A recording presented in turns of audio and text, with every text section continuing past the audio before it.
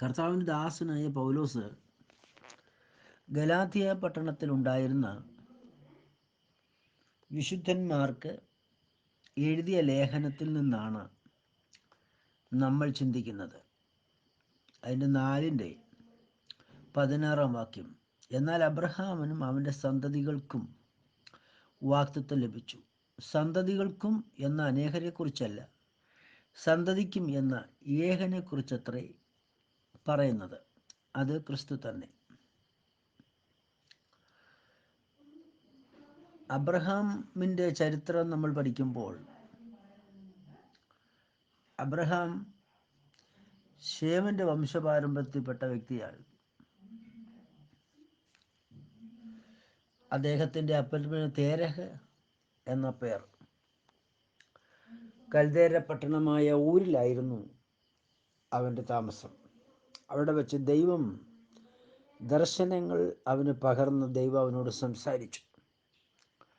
ചാർച്ചക്കാരെയും ബന്ധുക്കളെയും പിതൃഭവനത്തെ വിട്ട് ഞാൻ നിന്നെ കാണിപ്പാനിരിക്കുന്ന ദേശത്തേക്ക് പോകാം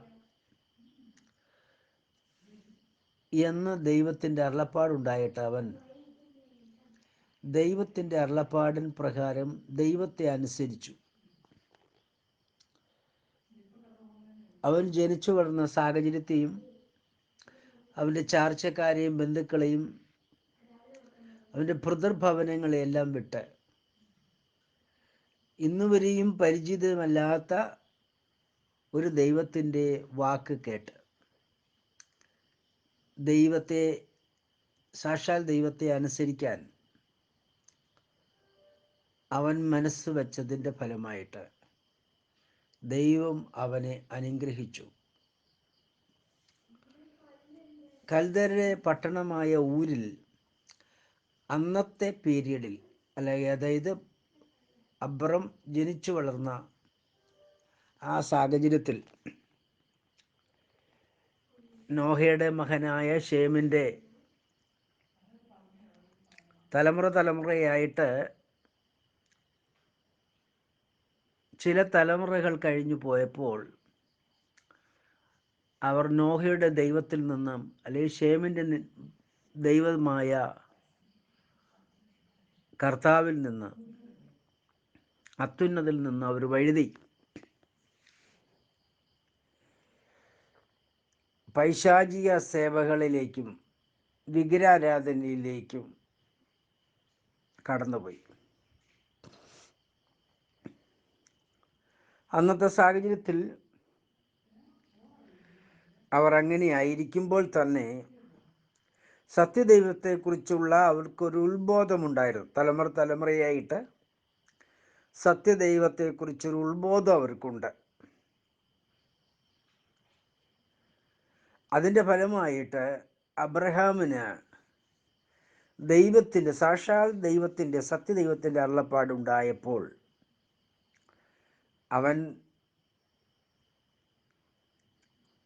അവനെ അസത്യത്തിലേക്ക് നയിച്ചവരെ എല്ലാം ഉപേക്ഷിച്ച് സത്യത്തിൻ്റെ വാക്കനുസരിച്ച് ദൈവത്തെ അനുഗമിപ്പാൻ അവൻ തീരുമാനിച്ചതിൻ്റെ ഫലമായിട്ട് ദൈവം അവനെ അനുഗ്രഹിച്ചതായിട്ട് നമ്മൾ ബൈബിൾ വായിക്കുന്നു. എക്കാലത്തും അസത്യത്തിലേക്ക് നമ്മെ വഴി നടത്തുവാൻ അല്ലെങ്കിൽ ആകർഷിപ്പിക്കാൻ സാത്താൻ ചില പദ്ധതികൾ തയ്യാറാക്കും. എന്നാൽ സത്യത്തിൻ്റെ വഴിയിലൂടെ നടക്കുന്നതാണ് ഏറ്റവും നല്ലത്. കർത്താവാകുന്ന ദൈവം ഈ ഭൂമിയിൽ ജീവിക്കുന്ന കർത്താവിനെ അനുഗമിക്കുന്ന ഓരോ വ്യക്തിയോടും വാഗ്ദത്തം ചെയ്യുന്നൊരു കാര്യമുണ്ട്. മുമ്പേ യേശുക്രിസ്തുവിൻ്റെ രാജ്യവും നീതി അന്വേഷിപ്പീൻ, അതോടെ ഈ ഭൂമിയിൽ മനുഷ്യന് ആവശ്യമായതെല്ലാം നൽകി തരുവാൻ ദൈവം മതിയായവനാണ്. ദൈവം നൽകി കൊടുത്തിട്ടുണ്ട്. കർത്താവായ യേശുവിനെ സേവിക്കാൻ അബ്രഹാമിൻ്റെ കാലത്തോ അതിനുശേഷമുള്ള ന്യായപ്രമാണ വിശുദ്ധന്മാരുടെ കാലത്തോ അപ്പോസ്തലന്മാരുടെ കാലത്തോ ഇന്നും ജീവിക്കുന്ന വിശുദ്ധന്മാരുടെ കാലത്തോ ഒരു കുറവും ഇന്നുവരെ വരുത്തിയിട്ടില്ല. സാക്ഷാൽ ദൈവം നസറനായ യേശു ക്രിസ്തു, ഇന്നലെയും ഇന്നും അനന്യനായ കർത്താവ്, എക്കാലത്തും തന്നിൽ ആശ്രയിക്കുന്ന തൻ്റെ വിശുദ്ധന്മാരെ പുലർത്തുവാൻ മതിയായ കർത്താവാണ്. അബ്രഹാം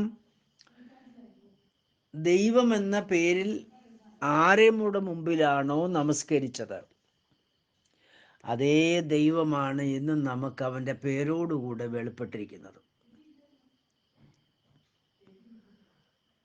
അബ്രഹാം മമ്രിയുടെ തോപ്പിൽ വെച്ച് ആർക്കാണോ ശുശ്രൂഷ ചെയ്തത്, അതേ ദൈവം തന്നെയാണ് ആ ശുശ്രൂഷ സ്വീകരിച്ച അതേ ദൈവം തന്നെയാണ് നമ്മുടെ പിതാവായ ദൈവം, യേശു എന്ന കർത്താവ്. ഹല്ലേലൂയ. അങ്ങനെ ഈ ദൈവത്തിന് ശുശ്രൂഷിക്കാൻ ദൈവത്തിൻ്റെ ദാസനായ അബ്രഹാമിന് കൃപ ലഭിച്ചു. എവിടെ വെച്ചാണ്? മമ്രയുടെ തോപ്പിൽ വെച്ച്. മമ്രയുടെ തോപ്പ് ഊരിൻ്റെ പട്ടണമല്ല, ഇസ്രായേൽ ദേശമാണ്. അപ്പം ഇസ്രായേൽ ദേശത്ത് ദൈവത്തെ അനുസരിച്ച് കടന്നു വന്ന ദൈവത്തിൻ്റെ ദാസനെ ദൈവം നേരിട്ട് ഇറങ്ങിച്ചെന്ന്, സ്വർഗത്തിൽ നിന്ന് ഇറങ്ങിച്ചെന്നിട്ട് തൻ്റെ ശുശ്രൂഷ സ്വീകരിക്കുക. ഇക്കാലത്തും എന്നെ കേൾക്കുന്ന ദൈവമക്കളെ, കർത്താവിനെ അനുസരിച്ച് ദൈവവചനപ്രകാരം ജീവിക്കുവാൻ താല്പര്യപ്പെടുന്ന ഏതൊരു വ്യക്തിയുടെ ജീവിതത്തിലേക്ക് കർത്താവ് കടന്നു വന്ന് ആ വ്യക്തിയുടെ ശുശ്രൂഷ സ്വീകരിച്ച് അവനെ അനുഗ്രഹിക്കുന്ന ഒരു ദൈവത്തെയാണ് നാം സേവിക്കുന്നത്. ഹല്ലേലൂയ. കാരണം യേശു ക്രിസ്തു ഇന്നലെയും ഇന്നും എന്നേക്കും അനന്യനാണ്. നമ്മൾ അവൻ്റെ പേരറിഞ്ഞ് അവനെ സേവിക്കുന്നു. നമുക്ക് മുമ്പുണ്ടായിരുന്നവർ, അതായത് കൃപായുഗത്തിന് മുമ്പുള്ളവർ, പേരറിയാതെ അവനെ സേവിച്ചു. പ്രിയരെ, ദൈവമായ കർത്താവ് അവരെക്കാൾ അതിശ്രേഷ്ഠമായതെന്ന് നമുക്ക് കരുതി. അബ്രഹാം ദൈവത്തിൻ്റെ സ്നേഹിതനാണ്. അബ്രഹാം ദൈവത്തിൻ്റെ പൈതലാണ്. ഇസഹാക്ക്, യാക്കോബ് ദൈവത്തിൻ്റെ പൈതങ്ങളാണ്. മോശ ദൈവത്തിൻ്റെ പൈതലാണ്. ന്യായപ്രമാണത്തിലുള്ള പ്രവാചകന്മാരും രാജാക്കന്മാരും, ദാവീദും, വിശേഷാൽ ദാവീദും ദൈവത്തിൻ്റെ പൈതങ്ങളാണ്. എന്നാൽ ഇവർക്കൊന്നും ലഭിക്കാത്ത ഭാഗ്യമാണ് ദൈവം നമുക്ക് നൽകിയത്. എന്താണ്? ദൈവം വചനമാകുന്നു. ആ വചനത്തിൽ ജനിച്ച്, ആ വചനം ഭക്ഷിച്ച് ജീവിച്ച്, ആ വചനപ്രകാരം ഈ ഭൂമിയിൽ നിലകൊണ്ട് സകലത്തിലും ക്രിസ്തു എന്ന തലയോളം വളരുവാൻ ദൈവം ഈ ഭൂമിയിൽ വെച്ച് നമുക്ക് ഭാഗ്യം നൽകി. സ്തോത്രം. അങ്ങനെയെങ്കിൽ ഒരു ഭാരിച്ച ഉത്തരവാദിത്വം, ഒരു ചുമതല ദൈവം നമ്മെ ഏൽപ്പിച്ചിരിക്കുന്നു. എന്താണ് ഭാരിച്ച ചുമതല എന്ന് പറഞ്ഞാൽ? ദൈവസഭയുടെ മഹത്വ പ്രത്യക്ഷതയുടെ, അതായത് ദൈവപുത്രന്മാരുടെ മഹത്വ പ്രത്യക്ഷതയിലൂടെ മാത്രമേ അബ്രഹാം, അതിനു മുമ്പുള്ള വിശുദ്ധന്മാരും അബ്രഹാമിന് ശേഷമുള്ള ന്യായപ്രമാണ വിശുദ്ധന്മാരെല്ലാവരും രക്ഷാപൂർത്തീകരണം പ്രാപിക്കുകയുള്ളൂ. അങ്ങനെയെങ്കിൽ ഈ ഭൂവാസത്തിൽ നമ്മൾ ശരീരത്തിൽ ജീവിച്ചിരിക്കുന്നത് നമുക്ക് വേണ്ടി മാത്രമല്ല. ഇന്ന് കർത്താവായ യേശു ക്രിസ്തുവിൽ ജീവിക്കുന്ന ഓരോ വിശുദ്ധന്മാരും ഓരോ മറ്റുള്ള വിശുദ്ധന്മാർക്ക് വേണ്ടിയും, ഹല്ലേലൂയ, ദൈവത്തിന് വേണ്ടിയും മറ്റുള്ള വിശുദ്ധന്മാർക്ക് വേണ്ടിയും, നമുക്ക് മുമ്പേ ഉണ്ടായിരുന്ന വിശുദ്ധന്മാർക്ക് വേണ്ടിയും, ദൈവസഭയ്ക്ക് ശേഷമുള്ള ദൈവം വിശുദ്ധീകരിക്കാനിരിക്കുന്ന ജനത്തിനു വേണ്ടിയുമാണ് നമ്മുടെ ശരീരവാസം. ആകയാൽ നമ്മുടെ പ്രവാസം കാലം വളരെ ഭയത്തോട്, ദൈവകൃപയോട്, ദൈവഭക്തിയോട് കൂടെ ജീവിച്ച് പൂർത്തീകരിപ്പാൻ സർവശക്തനായ ദൈവം നമ്മളെ എല്ലാവരെയും സഹായിക്കട്ടെ എന്ന് ഞാൻ പ്രാർത്ഥിക്കുന്നു. സ്തോത്രം. അബ്രഹാം നിസ്സാരപ്പെട്ട ഒരു വ്യക്തിയായിരുന്നില്ല. വിശ്വാസം വില കൊടുത്ത് വിശ്വാസത്തിനു വേണ്ടി ജീവിച്ചവനാണ്. അവനെ ഊരിൽ നിന്ന് ദൈവം കൽദേര പട്ടണമായ ഊരിൽ നിന്നും ദൈവം വിളിച്ചു വേർതിരിക്കുമ്പോൾ ദൈവത്തെക്കുറിച്ച് ഒരു ചെറിയ അറിവ് മാത്രമേ ഉണ്ടായിരുന്നുള്ളൂ. എന്നാൽ പിൽക്കാലത്ത് ദൈവത്തിൻ്റെ സന്നദ്ധയിൽ വിശ്വാസത്തിൽ വളർന്നു വിശ്വാസത്താൽ അനുഗ്രഹം പ്രാപിച്ച ഒരു കർത്താവിൻ്റെ ദാസനാണ്. അതാണ് നമ്മൾ 22-ാം അധ്യായം ഉൽപ്പത്തിയിൽ വായിക്കുന്നത്. അബ്രഹാമിനോട് ദൈവം പറഞ്ഞു, നീ സ്നേഹിക്കുന്ന നിന്റെ ഏകജാതനായ പുത്രനെ, അത്രയും പറഞ്ഞിട്ട് ദൈവം അവസാനിപ്പിച്ചില്ല, ഇസഹാക്കിനെ തന്നെ ഞാൻ നിനക്ക് കാണിപ്പാനിരിക്കുന്ന സ്ഥലത്ത് കൊണ്ടുപോയി ആരാധന കഴിക്കുക, ഹോമയാഗം അർപ്പിക്കുക, ആരാധന കഴിക്കുക. അത് കേട്ട മാത്രയിൽ ദേവദാസന് ഭാരവും ദുഃഖമൊക്കെ ഉണ്ടായിരുന്നിരിക്കാം. സാറയിൽ നിന്ന് അവന് ജനിച്ച ദൈവത്തിൻ്റെ വാഗ്ദത്ത പ്രകാരമുള്ള ഒരു പുത്രൻ, അവനെ കൊണ്ടുപോയി യാഗമർപ്പിക്കുക എന്ന് പറഞ്ഞപ്പോൾ അബ്രഹാമിന് ഭാരമുണ്ടായി കാണും എന്ന് അതൊന്നും ബൈബിളിൽ എഴുതിയിട്ടില്ല. ഞാൻ എൻ്റെ അറിവ് പറയുക. അബ്രഹാം ഏറെ സ്നേഹിച്ച, തൻ്റെ പ്രാണനേക്കാൾ ഉപരിയായി സ്നേഹിച്ച തൻ്റെ ഏകജാതനെ, താൻ ഏറ്റവും സ്നേഹിച്ച പുത്രനെ ദൈവം ചോദിച്ചപ്പോൾ, ഇല്ല, എനിക്ക് അവനെ ഗൾഫിൽ വിടണം, അല്ലെങ്കിൽ എനിക്ക് അവനെ ഡോക്ടറാക്കണം, എഞ്ചിനീയറാക്കണം, അല്ലെങ്കിൽ എൻ്റെ അന്ത്യസമയത്ത് എനിക്ക് അവൻ മാത്രമേ ഉള്ളൂ, എനിക്ക് ശുശ്രൂഷ ചെയ്യേണ്ടവനാണ്, ഞങ്ങളെ നോക്കേണ്ടവനാണ് എന്നുള്ള ഉപാധിയൊന്നും പറയാതെ ദൈവം പറഞ്ഞതുപോലെ അവനെ ദൈവകരങ്ങളിൽ സമർപ്പിക്കുവാൻ, ദൈവ ഇഷ്ടത്തിനായി സമർപ്പിക്കുവാൻ ഒരു പൂർണ്ണ സമർപ്പണം ഉണ്ടായിരുന്നു അബ്രഹാമിനും. അബ്രഹാം അങ്ങനെ സമർപ്പണമുള്ളവനായി തീർന്നതിൻ്റെ ബേസിക്കലി കാരണം ദൈവത്തെ അവൻ അറിഞ്ഞു. ദൈവത്തെ ദൈവമെന്നറിഞ്ഞ് ദൈവത്തെ സേവിക്കുവാൻ, ദൈവത്തിൽ സമർപ്പിക്കുവാൻ, ദൈവ വഴികളിൽ നടക്കുവാൻ, അല്ലെങ്കിൽ ദൈവഹിതത്തിനായി ജീവിപ്പാൻ അവൻ ദൈവത്തെക്കുറിച്ചൊരു അറിവുള്ളവനായിരുന്നു. പലർക്കും യേശു എന്ന് കേൾക്കുമ്പോൾ കേട്ടിട്ടുണ്ട്. ദൈവം യേശു എന്ന് പറഞ്ഞാൽ ഹിന്ദുക്കളോട് ചോദിച്ചാൽ പറയും ക്രിസ്ത്യാനികളുടെ ദൈവമാണ്. മുസ്ലിങ്ങളുടെ ചോദിച്ചാലും അവർ പറയും അതേ ക്രിസ്ത്യാനികളുടെ ദൈവമെന്ന് പറയും. ക്രിസ്ത്യാനികളോട് ചോദിച്ചാൽ പറയും ഞങ്ങളുടെ ദൈവമെന്ന് പറയും. എന്നാൽ യഥാർത്ഥ ഒരു ദൈവവേദനോട് ചോദിച്ചാൽ അവൻ പറയും എൻ്റെ എല്ലാമാണ്. യേശു ക്രിസ്തു ആരാണെന്ന് ചോദിച്ചാൽ അവൻ പറയും എൻ്റെ എല്ലാമാണ്. സ്തോത്രം. അപ്പം വിവിധങ്ങളായ രീതിയിലാണ് യേശുവിനെ കുറിച്ചുള്ള അറിവ് മറ്റുള്ളവർ പറയുന്നത്. ഇതേപോലെയായിരുന്നു അബ്രഹാമിന് നേരത്തെ ഒരു അറിവ് മാത്രമേ ഉണ്ടായിരുന്നുള്ളൂ. എന്നാൽ ഒരു നീണ്ട പീരീഡ് ദൈവത്തോടു കൂടെ യാത്ര ചെയ്തപ്പോൾ ദൈവത്തിൻ്റെ ദാസനായ അബ്രഹാം ദൈവത്തെ രുചിച്ചറിഞ്ഞു. മാത്രമല്ല അവന് മമ്രിയുടെ തോപ്പിൽ വെച്ച് ചില വാഗ്ദത്തങ്ങൾ കൊടുത്തു.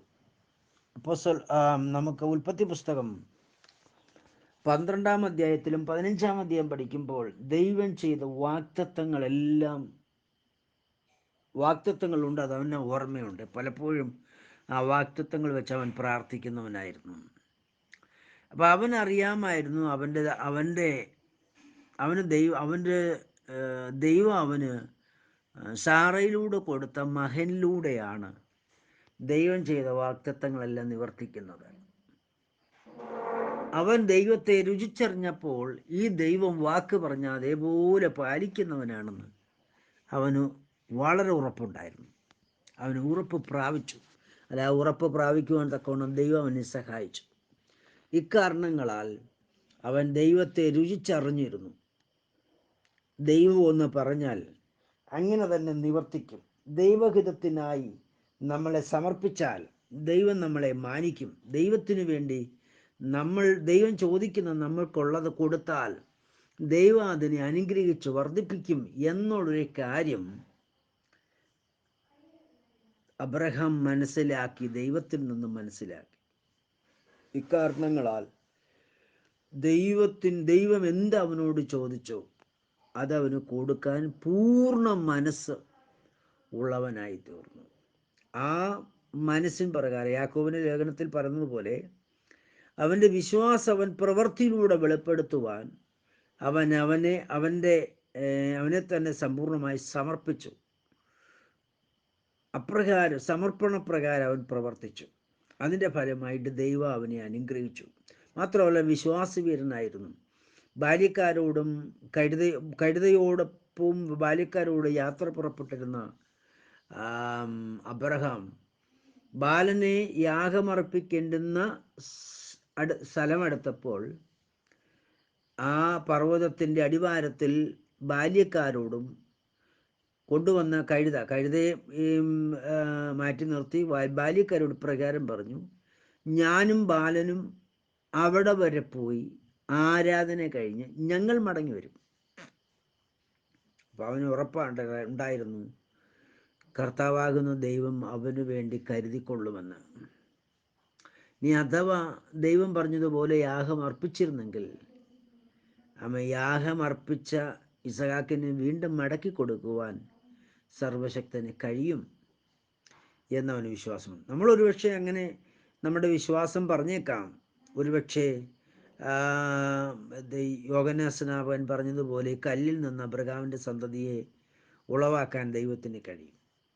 ദൈവത്തിന് കഴിയാത്ത ഒരു കാര്യവുമില്ല. അക്കാലത്തും അബ്രഹാം ദൈവത്തിൽ പൂർണ്ണമായി വിശ്വസിച്ചു. തിരുവെഴുത്ത് പറയുന്നത് അബ്രഹാം ദൈവത്തെ വിശ്വസിച്ചു, അത് അവന് നീതിയായി കണക്കിട്ടു. ഇന്ന് എന്നെ കേൾക്കുന്ന ദൈവമക്കളെ, നമ്മൾ ദൈവത്തിൽ ആശ്രയിച്ച് വിശ്വസിച്ച് ദൈവവചനപ്രകാരം ജീവിച്ചാൽ ദൈവമായ കർത്താവ് നമ്മളെ ഒരിക്കലും കൈവിടുകയില്ല, ഉപേക്ഷിക്കുകയില്ല. നമ്മുടെ ജീവപര്യന്തം കർത്താവിനെ സേവിച്ച് യേശുക്രിസ്തുവിനെ മാത്രം സേവിച്ച് ദൈവത്തിൻ്റെ ഹിതപ്രകാരം ജീവിച്ചാൽ ദൈവം നമുക്കായി കരുതിയിരിക്കുന്ന ഒരു കണ്ണ് കണ്ടിട്ടില്ല, ഒരു ചെവി കേട്ടിട്ടില്ല, ആരുടെ ഹൃദയത്തിൽ തോന്നിട്ടില്ല. ഈ ഭൂമിയിൽ നമ്മൾ അനുഗ്രഹിക്കപ്പെട്ടവരായിരിക്കും. ശരീരവാസത്തിന് ശേഷവും നമ്മൾ അനുഗ്രഹിക്കപ്പെട്ടവരായിരിക്കും. ദൈവം നമ്മളെക്കുറിച്ച് ഒരു വലിയ പദ്ധതിയാണ് ഒരുക്കിയിരിക്കുന്നത്. ദൈവം നമുക്ക് വേണ്ടി ഒരുക്കിയിരിക്കുന്നത് ഒരു കണ്ണ് കണ്ടിട്ടില്ല, ഒരു ചെവി കേട്ടിട്ടില്ല, ആരുടെ ഹൃദയത്തിൽ തോന്നിട്ടില്ല. അത്ര അതിശ്രേഷ്ഠമായ കാര്യമാണ് ദൈവം ഒരുക്കിയിരിക്കുന്നത്. ആ അതിശ്രേഷ്ഠത പ്രാപിക്കുവാൻ സർവശക്തൻ നിങ്ങളെല്ലാവരെയും സഹായിക്കട്ടെ എന്ന് ഞാൻ കർത്താവായ യേശു ക്രിസ്തുവിൽ പ്രത്യാശയോട് പ്രാർത്ഥിക്കുന്നു. കർത്താവായ ദൈവം അത് നിങ്ങൾക്ക് വിശുദ്ധന്മാർക്ക് ഏവർക്കും നിവർത്തിച്ചു തരുമാറാകട്ടെ. ഹല്ലേലൂയ. നമ്മൾ വായിച്ച വേദവചനത്തിൽ ഇങ്ങനെ എഴുതിയിരിക്കുന്നു, എന്നാൽ അബ്രഹാമിന് അവൻ്റെ സന്തതികൾക്കും വാഗ്ദത്തം ലഭിച്ചു. സന്തതികൾക്കൊന്ന് അനേകരെ കുറിച്ചല്ല, നിന്റെ സന്തതിക്കും എന്ന ക്രിസ്തുവിനെ കുറിച്ചത്രേ. അബ്രഹാമിനും അവൻ്റെ സന്തതികൾക്കും എന്ന് പറയുമ്പോൾ അവന് സന്തതി ഇസ്മയിലിന് വാഗ്ദത്തം ലഭിച്ചു. അബ്രഹാമിൻ്റെ സന്തതികൾ കെതൂറയിൽ നിന്ന് ജനിച്ചവർക്കും ദൈവഹിതപ്രകാരം അബ്രഹാമിനുള്ള അനുഗ്രഹങ്ങളും വാഗ്ദത്തങ്ങളും ഉണ്ട്. പക്ഷെ സാറയുടെ സന്തതിക്ക് ലഭിച്ച ആ വാഗ്ദത്തം എല്ലാ അബ്രഹാമിൻ്റെ സന്തതികൾക്കും ലഭിച്ചില്ല. അവരിൽ നിന്ന് വ്യത്യസ്തമായ രീതിയിലാണ് സാറയുടെ സന്തതിയായ ഇസഹാക്കിന് ദൈവം വാഗ്ദത്തം ചെയ്തത്. അപ്പം ദൈവിക വാഗ്ദത്തം ദൈവത്തിൽ വിശ്വസിക്കുന്ന എല്ലാവർക്കും ഉണ്ടെങ്കിലും സാറയിൽ നിന്ന് ഉത്ഭവിക്കുന്ന സന്തതിക്ക് ലഭിക്കുന്ന വാഗ്ദത്തം അതെല്ലാവർക്കും ഉള്ളതല്ല. ഒന്നുകൂടെ പറയാം, അബ്രഹാമിൻ്റെ സന്തതിയായ എല്ലാവർക്കും ദൈവത്തിൻ്റെ വാഗ്ദത്തം ഉണ്ടെങ്കിലും സാറയിൽ നിന്ന് ഉത്ഭവിക്കുന്ന സന്തതിക്ക് ലഭിക്കാനിരിക്കുന്ന വാഗ്ദത്തം, ആ സന്തതിക്കുള്ള വാഗ്ദത്തം മറ്റുള്ളവരെ പോലുള്ളതല്ല, അതിനേക്കാൾ സവിശേഷത ഏറിയതാണ്, അതിശ്രേഷ്ഠമാണ്. ഒറ്റ വാക്കിൽ പറഞ്ഞാൽ കൂട്ടുകാരിൽ പരമായി ആനന്ദ തൈലത്താൽ അഭിഷേകം ചെയ്യുന്ന ഒരു പ്രത്യേക അനുഗ്രഹമാണ് ഈ വാഗ്ദത്ത സന്തതിയാകുന്ന ഇസഹാക്കിനുള്ളത്. പ്രിയരെ, കൃപയാൽ നമ്മൾ ഇസഹാക്കിനെ പോലെ വാഗ്ദത്താൽ ജനിച്ചവരാകിയാൽ നമ്മിൽ ഉണ്ടാകേണ്ടുന്ന ദൈവിക വാഗ്ദത്ത പ്രകാരമുള്ള പദ്ധതി അത് മറ്റുള്ളവരെ പോലുള്ളതല്ല, അതിശ്രേഷ്ഠമാണ്. അതുകൊണ്ടാണ് നമുക്ക് ഈ അതിശ്രേഷ്ഠ ഉപദേശവും അതിശ്രേഷ്ഠ വിശ്വാസവും ദൈവം നമ്മളിലേക്ക് പകർന്നത്. സാറയിൽ നിന്നുള്ള സന്തതി എന്ന് ഞാൻ പറഞ്ഞതിന് താല്പര്യം, സാറ എന്നത് നിഴലാണ്, സാറയ്ക്ക് പൊരുൾ നിൽക്കുന്നത് പുതിയ നിയമമാണ്, ക്രൂശിൻ്റെ വചനം. ക്രൂശിൻ്റെ വചനത്തിൻ്റെ സന്തതിയാണ് യഥാർത്ഥ ഇസഹാക്ക്, അതായത് യഥാർത്ഥ പുത്രൻ. അബ്രഹാമിൻ്റെ മറ്റെല്ലാവരും പുത്രന്മാരാണ് എന്ന് പറഞ്ഞാൽ ഹാഗാറിൽ നിന്ന് ജനിച്ചതും അബ്രഹാമിൻ്റെ പുത്രനാണ്. കെതൂറയിൽ നിന്ന് ജനിച്ച പുത്രന്മാരെല്ലാം അബ്രഹാമിൻ്റെ പുത്രന്മാരാണ്. പക്ഷേ സാറയിൽ നിന്ന് ജനിച്ച പുത്രനാണ് ഏകൻ, ഒരുവൻ, അത് ക്രിസ്തുവാണ്. അങ്ങനെയെങ്കിൽ ആ സാറയിൽ നിന്ന് ജനിച്ച പുത്രൻ എന്ന് പറഞ്ഞാൽ എന്താ? പുതിയ നിയമത്തിൽ നിന്ന് ജനിച്ചതാണ് പുത്രൻ. പുതിയ നിയമം എന്ന് പറഞ്ഞാൽ ക്രൂശിൻ്റെ വചനം. ക്രൂശിൻ്റെ വചനത്താൽ നമ്മൾ വീണ്ടും ജനിക്കപ്പെടുന്നു എങ്കിൽ നമുക്ക് ലഭിക്കുന്ന പദവിയാണ് പുത്രൻ എന്നുള്ള പദവി. ക്രൂശിൻ്റെ വചനം എന്ന് പറഞ്ഞാൽ ദൈവത്തിൻ്റെ വചനം. ആ വചനത്തെക്കുറിച്ച് ഈ തിരുവെഴുത്തിൽ തന്നെ മുൻ പറഞ്ഞിരിക്കുന്നത് എന്താണ്? ദൈവം മുന്നുറപ്പാക്കിയ നിയമത്തെ ന്യായപ്രമാണം ദുർബലമാക്കുന്നില്ല. 430 ആണ്ട് കഴിഞ്ഞുണ്ടായ ന്യായപ്രമാണം ദൈവം മുമ്പുണ്ടാക്കിയ പ്രമാണത്തെ ദുർബലമാക്കുന്നില്ല എന്ന് ഈ തിരുവെഴുത്ത് നമ്മെ പഠിപ്പിക്കുന്നു. അപ്പം ദൈവം മുന്നുറപ്പാക്കിയ നിയമം എന്ന് പറഞ്ഞാൽ എന്താണ്? അത് കർത്താവിൻ്റെ കൃപയുടെ പ്രമാണമാണ്, ക്രൂശിൻ്റെ വചനമാണ്. ഹല്ലേലൂയ.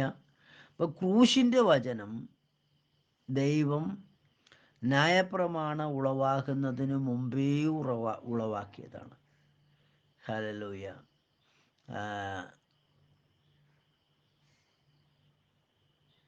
കർത്താവാകുന്ന ദൈവത്തിന് മഹത്വം ഉണ്ടാകട്ടെ. എന്നെ കേൾക്കുന്ന എൻ്റെ പ്രിയ സഹോദരങ്ങളെ, പലപ്പോഴും നമ്മൾ അറിഞ്ഞിരുന്നതെല്ലാം കർത്താവാകുന്ന ദൈവത്തിൻ്റെ ന്യായപ്രമാണമാണ് കൃപയുടെ പ്രമാണത്തിന് മുമ്പുണ്ടായതെന്ന്.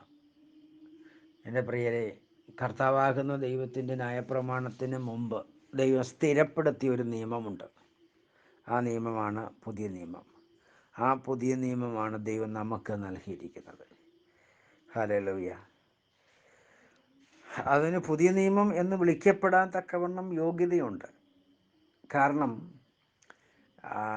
കർത്താവിൻ്റെ ക്രിസ്തുവിനെ ദൈവം വിളിച്ചിരിക്കുന്ന ഉദയസൂര്യൻ എന്നാണ്. ഉദയസൂര്യൻ എന്ന വാക്കിന് അർത്ഥം മരണമില്ലാത്തവനെന്നാണ്. ക്രിസ്തുവിന് ദൈവം കൊടുക്കുന്ന പ്രമാണവും അങ്ങനെയെങ്കിൽ മരണമില്ലാത്തതാണ്.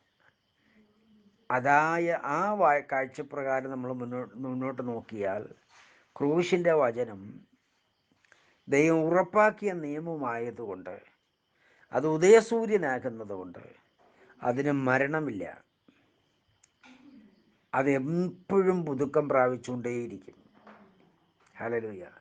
ഓരോ പ്രാവശ്യം സാറാഫുകൾ കർത്താവിനെ നോക്കും തോറും കർത്താവ് പരിശുദ്ധൻ പരിശുദ്ധൻ പരിശുദ്ധൻ പരിശുദ്ധൻ, ഇങ്ങനെ അവൻ്റെ പരിശുദ്ധി ഓരോ പ്രാവശ്യവും പുതുക്കപ്പെടുന്നത് പോലെ ആകുന്നു കർത്താവിൻ്റെ ക്രൂശിൻ്റെ വചനവും. ക്രൂശിൻ്റെ വചനത്തിന് മരണമില്ല. ക്രൂശിൻ്റെ വചനം ഓരോ നിമിഷം കഴിയും തോറും അത് പുതുകി വന്നുകൊണ്ടിരിക്കുകയാണ്. അതിനൊരു പഴമയില്ല.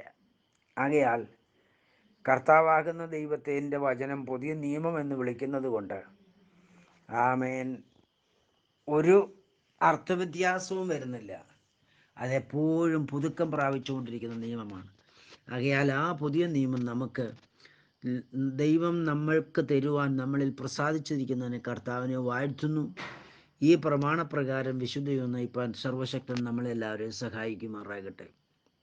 ഈ പ്രമാണം ദൈവം ആർക്ക് കൊടുത്തതാണ്? അബ്രഹാമിൻ്റെ സന്തതിക്ക് കൊടുത്തതാണ്. അബ്രഹാമിൻ്റെ സന്തതി ഇസഹാക്കാകയാൽ അബ്രഹാമിൻ്റെ കൂടാരത്തിനകത്തൊരു നിയമമുണ്ട്. ആ നിയമമാണ് കർത്താവിൻ്റെ ക്രൂശിൻ്റെ വചനം. ഒരു എക്സാമ്പിൾ പറഞ്ഞാൽ, അബ്രഹാം എന്ന വ്യക്തി ഭൂമിയിൽ ജീവിച്ചിരിക്കുമ്പോൾ അബ്രഹാമിൻ്റെ കൂടാരത്തിൽ വസിക്കുന്നത് സാറയാണ്. സാറ വസിക്കുന്നിടത്താണ് ഇസഹാക്ക് വസിക്കുന്നത്.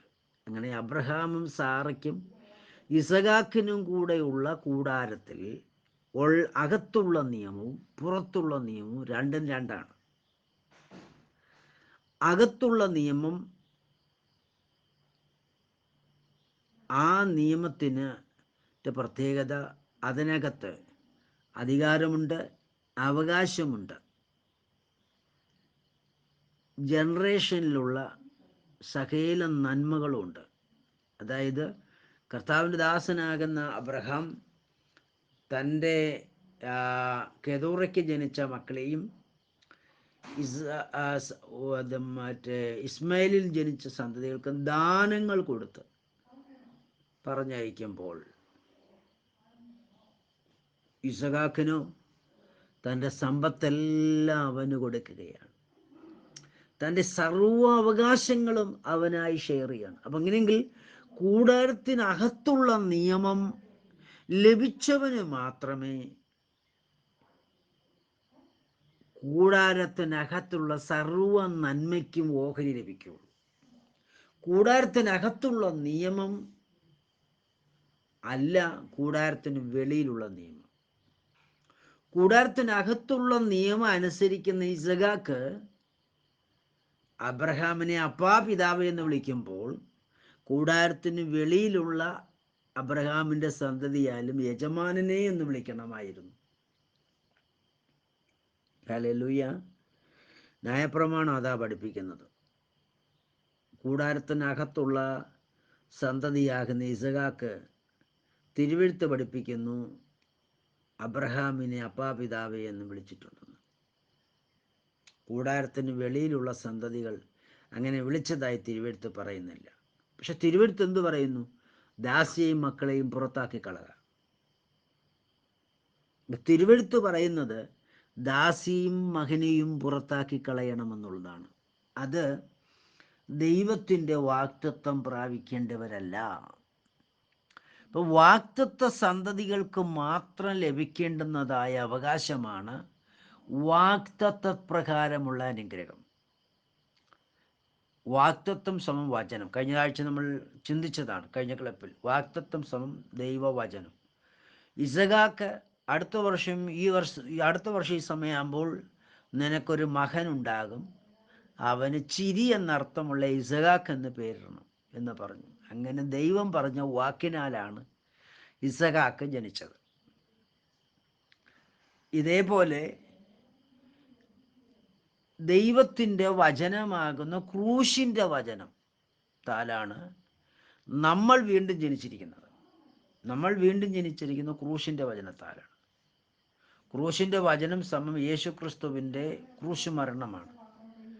നസ്രന യേശുവിൻ്റെ ക്രൂശുമരണത്തെ നമ്മൾ വിശ്വസിച്ച് അംഗീകരിച്ച് ഹൃദയത്തിലേക്ക് സ്വീകരിച്ചപ്പോഴാണ് നമ്മുടെ ജീവിതത്തിൽ വീണ്ടും ജനനം ആരംഭിക്കുന്നത്. ഒന്നാം ഘട്ടം. രണ്ടാം ഘട്ടം ഇവിടെ വീണ്ടും ജനനത്തിന് 2 ഘട്ടമുണ്ട്. അതിൽ ഒന്നാം ഘട്ടം യേശുവിനെ കർത്താവിൻ്റെ രക്ഷിതാവായി സ്വീകരിച്ച് ദൈവത്തോട് ഉടമ്പടി ചെയ്യുകയാണ് യേശുക്രിസ്തുവിൻ്റെ നാമത്തിൽ.